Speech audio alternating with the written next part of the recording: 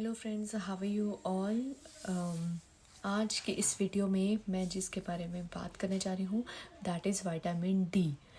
ये एक बहुत ही इम्पोर्टेंट सप्लीमेंट है जिसके डिफिशिएंसी के कारण हमारी बॉडी में बहुत सारे डिसीज़ पैदा हो जाती हैं।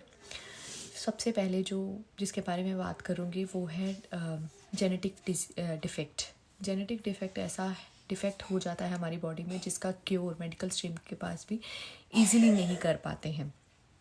अदर देन दैट हमारी बॉडी में फटीग रहता है, हम बहुत थके थके महसूस करते हैं, ब्रेन फॉग रहता है, लोग जो अक्सर चीज़ें भूल जाते हैं, चीज़ इधर से रख के उधर कहीं पे भी रख दी और बाद में याद ना आना, कंसंट्रेशन नहीं कर पाते हैं, ऑटो इम्यून डिजीज़ हो जाती है, हार्मोनल इम्बैलेंस होता है, बहुत सारी तरह के इन्फेक्शंस हो जाते हैं, कई तरह के कैंसर्स का रिस्क बढ़ जाता है और सीजनल एलर्जीज जिनको रहती हैं।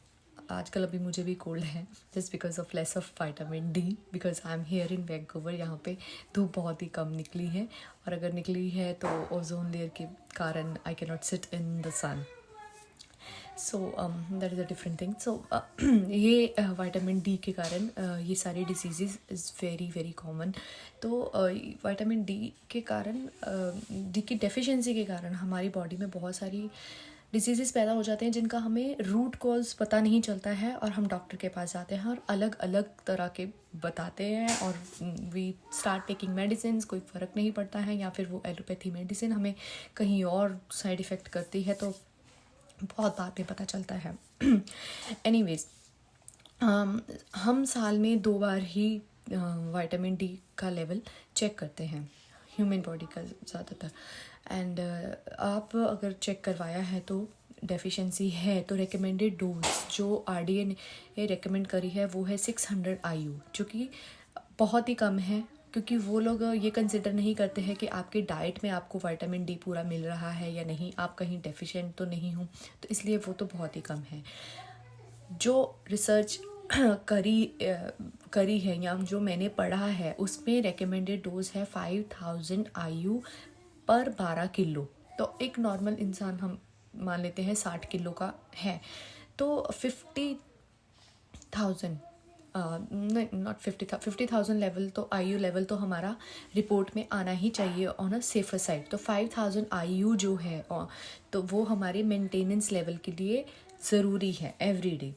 जो जिसको डेफिशिएंसी है तो उसको 60,000 IU 4 to 6 वीक्स लेना चाहिए, उसका कोर्स करना चाहिए। वंस इन अ वीक आप लें 6 हफ्तों तक और बीच में आप अपनी बॉडी को सन बाथिंग भी दें।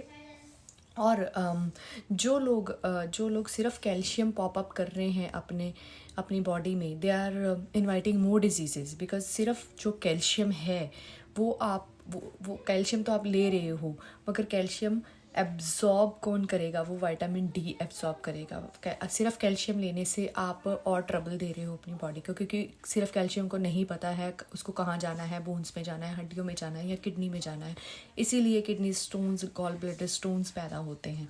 तो I am requesting to those people जो सिर्फ कैल्शियम ले लेते हैं और विटामिन डी नहीं लेते हैं। और विटामिन डी में भी 2 तरह के विटामिन डी हैं। एक तो विटामिन डी जो प्लांट्स बनाता है, दूसरा विटामिन D3 जो हमारी बॉडी बनाती है।